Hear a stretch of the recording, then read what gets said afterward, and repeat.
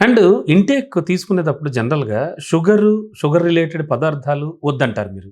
అవును. డయాబెటిస్ ఉన్నవాళ్ళు. అవునండి. ఖచ్చితంగా అది అవాయిడ్ చేయాల్సిన అంశాలవి. ఓకే. అవాయిడ్ చేసేద్దాం. దానికి సబ్‌స్టిట్యూట్‌గా బెల్లం తినొచ్చు. ఇటీవల కాలంలో బెల్లం పౌడర్ వాడకం విపరీతంగా పెరిగిపోయింది. మీరు అవునండి. మీ పేషెంట్స్ మీకు చెప్తూ ఉంటారో లేదో నాకు తెలీదు కానీ, నేను చాలా చూస్తూ ఉంటాను.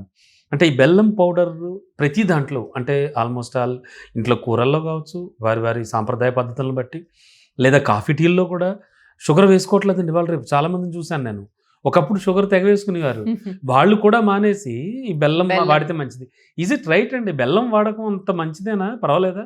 డయాబెటిస్ ఉన్న వాళ్ళకి ముఖ్యంగా ముఖ్యంగా మంచిదండి? అంటే ఏదైనా నేను హుహు. పేషెంట్స్‌కి అదే చెప్తూ ఉంటానండి. హ్మ్. పంచదార కానీ, బెల్లం కానీ, తేనె కానీ హ్మ్. అన్నీ ఒకటే. Chemistry oh! పరంగా చూసుకుంటే yes. Everything is the same glucose molecule hmm. Except depending on how it is processed. Yes. So మీరు బెల్లం ఒక 2 చెంచాలు బెల్లం వేసుకోండి, 2 చెంచాలు పంచదార వేసుకోండి, 2 చెంచాలు తేనె వేసుకోండి. లేకపోతే ఏదైనా డేట్ పామ్ షుగర్ అని హ్మ్. హ్మ్. అంటున్నారు. లేకపోతే మీరు సిరప్స్ దానికి బదులు సిరప్స్ అంటున్నారు. వచ్చేస్తున్నాయి. ఆ! లేకపోతే ఇప్పుడు నేను నో షుగర్ కేక్ చేసాను, కానీ అందులో ఖర్జూరం వాడాను. ఆ! అన్నిట్లోని ఉండేది అదే గ్లూకోజ్ అండి. అవునండి. ఆ! అది it is as harmful as regular white అంటే షుగర్. అన్నీ ఒకటే. అన్నీ ఒకటే. ఒకటే. కాకపోతే అబ్సల్యూట్లీ ఆ వాడడం కాస్త తక్కువ క్వాంటిటీ వాడితే తక్కువ బెటర్. వాడాలి. హ్మ్. అండ్ ఎప్పుడైనా ఒకసారి నేను హ్మ్. చెప్పేది ఇప్పుడు హ్మ్. ఎలాగా అంటే ఆహ్, ఉండేది ఒకటే జీవితం అనుకోండి. ఇప్పుడు ముందు జన్మ ఏదో, నెక్స్ట్ జన్మ ఏదో మనకు తెలీదు. తెలీదు. అవును. మనం ఉండేదేంటి పొట్ట కోసం, హ్యాపీనెస్ కోసం. అంతే. అలా అని హ్మ్. మనసు చంపుకొని ఉండాల్సిన అవసరం లేదు. ఏమైనా ఒకేషన్స్ ఉన్నాయి, పండగలున్నాయి, లేకపోతే మీ బర్త్‌డే ఉంది, బయట హ్మ్. వెళ్లారు. హ్మ్. అలాంటప్పుడు మనం చూసుకొని ప్రాబబ్లీ ఒకవేళ మనకి ఐస్ క్రీమ్ తినాలనిపించిందనుకోండి, హ్మ్. షుగర్ కంట్రోల్‌లో ఉన్న వాళ్ళకి ఏమంటాము?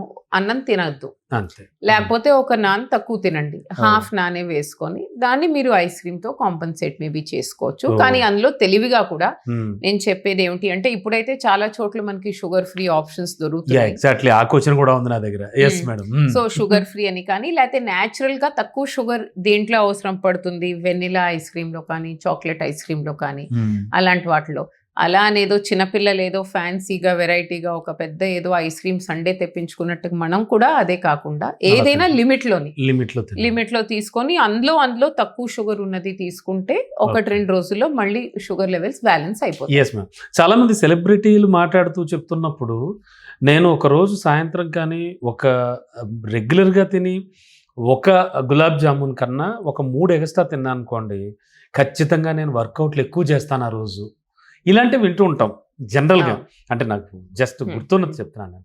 సో, అది కరెక్టేనా అది? కాస్త ఎక్కువ తిన్నప్పుడు ఎప్పుడైనా మీరు చెప్పినట్టు వస్తే కాస్త ఏదో కలర్ జూసో, అందరూ తింటున్నారనో, కార్వింగా ఏమన్నారు దాన్ని మీరు? క్రేవింగ్. క్రేవింగ్. సారీ. క్రేవింగ్ ఏదో వచ్చి కాస్త ఎక్కువ తిన్నాం. ఓ 2 రొట్టెలు ఎక్కువ తిన్నాం.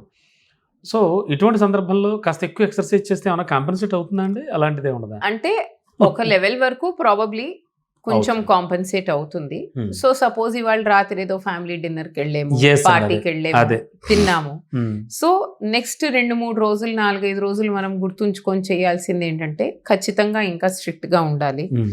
మనం ఎట్టి పరిస్థితిలోని యాడెడ్ షుగర్స్ అవ్వకుండా బ్యాన్ బ్యాన్ చేసుకోవాలి. చేసుకోవాలి. And we should not miss our exercise. Yes. And probably ఒక 5, 10 మినిట్స్ ఒక రౌండ్ ఎక్స్‌ట్రా వేస్తే పార్క్‌లో కానీ హ్మ్. That will definitely help. Help. And కొంచెం బ్యాలెన్స్ చేసుకొని ఒక్కడన్నం తక్కువ తింటే మోస్ట్ ఓకే. ఆఫ్ ద పేషెంట్స్‌లో 3-4 డేస్‌లో ఎవరికైనా సరే హ్మ్. 3-4 డేస్‌లోని బ్యాలెన్స్ బ్యాలెన్స్ అయిపోతుంది. అయిపోతుంది.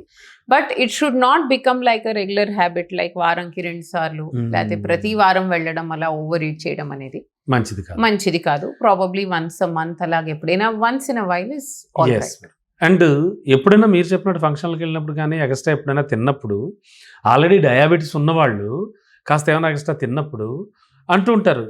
ఓ టాబ్లెట్ ఎక్స్‌ట్రా వేసుకో, లేకపోతే ఇమ్మీడియేట్‌గా ఒక హాఫ్ టాబ్లెట్ ఏసేసుకో అంటూ ఉంటారు. ఈజ్ ఇట్ రైట్ అండి? అది కరెక్టేనా? అలా వేసుకుంటే పర్వాలేదా? కాదండి. అది అవునా? అస్సలు చేయకూడని పని. కూడని పనా? అది కానీ అంటే ఆ! మన రెగ్యులర్ మెడికేషన్స్ మనం స్కిప్ చేయకూడదు కానీ ఓహ్! హ్మ్. రే అంటే ఆహ్, ఎక్స్‌ట్రా మెడికేషన్ తీసుకుంటే ఎక్స్‌ట్రా మెడికేషన్ డాక్టర్‌ని అడిగి చెక్ చేసుకోకుండా తీసుకోవడం కరెక్ట్ మంచిది కాదు. కాదు.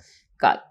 కానీ మీరు ఈ అన్న మాటకి నేను చెప్పేదేంటంటే యూజువల్లీ టైప్ 1 డయాబెటిస్ అంటే హ్మ్. చిన్న పిల్లల్లోని హ్మ్. ఇన్సులిన్ ప్రొడక్షన్ లేనప్పుడు అలా ఉన్న వాళ్ళకి మేము యూజువల్లీ కార్బ్ కౌంటింగ్ అని నేర్పిస్తామన్నమాట. ఓహ్! అంటే తిన్న ఫుడ్‌లో ఎన్ని క్యాలరీస్ ఉన్నాయి, దాన్ని బట్టి ఇన్సులిన్ ఎలా అడ్జస్ట్ చేయాలని.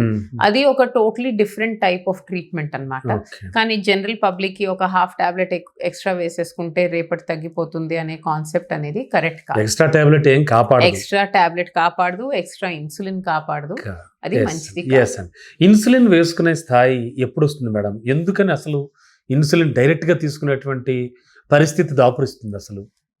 అంటే మనం ఏజ్ అవుతున్న కొద్దీ బాడీలో ఇన్సులిన్ రిక్వైర్మెంట్ అనేది తగ్గుతుందండి. సో సారీ, ఇన్సులిన్ ప్రొడక్షన్ అనేది తగ్గుతుంది. సో ఎలాగైనా మన బాడీకి ఎక్కువ సపోర్ట్ కావాలి. యూజువలీ మేము జనరల్ గా చూసేది ఏంటంటే షుగర్ ఒక 10 ఏళ్లకి మించు ఉన్న వాళ్ళకి మోస్ట్ ఆఫ్ ద టైమ్స్ మెల్లిమెల్లిగా ఇన్సులిన్ అవసరం అనేది ఏర్పడుతూ ఉంటుంది. అలా కాకుండా కొన్ని స్పెషల్ సిచ్యువేషన్స్ లోని ఏదో వేరే కారణం వల్ల బాడీలో ఇన్సులిన్ ప్రొడక్షన్ బాగా తగ్గిపోతే ఇంకా ముందు కూడా ఇన్సులిన్ అవసరం అనేది పడొచ్చు. టెంపరీ ఇన్సులిన్ రిక్వైర్మెంట్ అనేది ఇట్ కెన్ బి డ్యూరింగ్ ఏదైనా ఆపరేషన్ అని కానీ, ఎమర్జెన్సీ అని కానీ, హాస్పిటల్లో దేనికైనా అడ్మిట్ అయినప్పుడు కానీ, అలాంటి సిచ్యువేషన్స్ లో టెంపరీగా మేము ఇన్సులిన్ వాడతాము. జనరల్ గా 10 ఏళ్ల కంట ఎక్కువ, the longer the duration of diabetes, maybe insulin అవసరం ఎక్కువ పడవచ్చు. సో అది దట్ ఈస్ ద ఇన్సులిన్ కి వచ్చిన విషయం. అండ్ మ్యామ్, ముఖ్యంగా సీజనల్ ఫ్రూట్స్ ఉంటాయి, ఖచ్చితంగా షుగర్ కంటెంట్ ఏమంటారు దాన్ని, ఖచ్చితంగా తీయగా ఉంటాయి, జస్ట్ లైక్ మ్యాంగోస్. అండ్ ఇలాంటివన్నీ కూడా మామూలుగా వాళ్ళకి ఎంత కావాలో అంత తినేయచ్చా, లేకపోతే దానికి ఏమైనా లిమిట్ పెట్టుకు తినాలా డయాబెటీస్ ఉన్న వాళ్ళు? సో సీజనల్ ఫ్రూట్స్ ఎప్పటికైనా రెగ్యులర్ గా మన రెగ్యులర్ ఇందులో దొరికే ఫ్రూట్స్, సీజనల్ ఫ్రూట్స్ అన్ని మంచివే. సీతాఫల్ కానీ ఎంత తీయగా ఉంటుందండి. సీతాఫల్ కానీ ముఖ్య ఒక 4-5 ఫ్రూట్స్ గురించి మనం ఖచ్చితంగా డయాబెటీస్ కి చెప్తూ ఉంటాం జాగ్రత్తగా ఉండాలని. అందులో ఒకటి మ్యాంగో, ఒకటి ద్రాక్ష ఆర్ గ్రేప్స్, సీతాఫల్, చీకు, బనానా.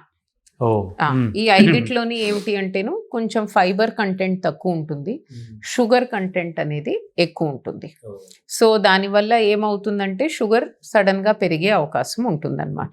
సో యూజువలీ మేము సీజనల్ ఫ్రూట్స్ తీసుకునేటప్పుడు రోజు ఒకటి ఏమిటంటే ఫ్రూట్ మార్చమని చెప్తాం. ఇవాళ జామకాయ తిన్నారంటే రేపు పపాయ తిన్నారంటే ఎల్లుండి వాటర్ మెలన్, ఆ తర్వాత ఇంకేమైనా ఫ్రూట్, అలాగా సైకిల్ గా రోజు అదే ఫ్రూట్ కాకుండా తింటే బెటర్. తింటే యూజువలీ బ్యాలెన్స్ అయిపోతుంది. షుగర్ మంచి కంట్రోల్లో ఉండి దాని తర్వాత ఏమో యూజువలీ నేనేమంటా అంటే ఒకసారి మ్యాంగో సీజన్ మొదలయ్యే ముందు వచ్చి కలిసి వెళ్ళండి, తీసుకోవచ్చా తీసుకోకూడదా అన్నది నేను చెప్తాను అని చెప్తూ ఉంటాను పేషెంట్స్ కి.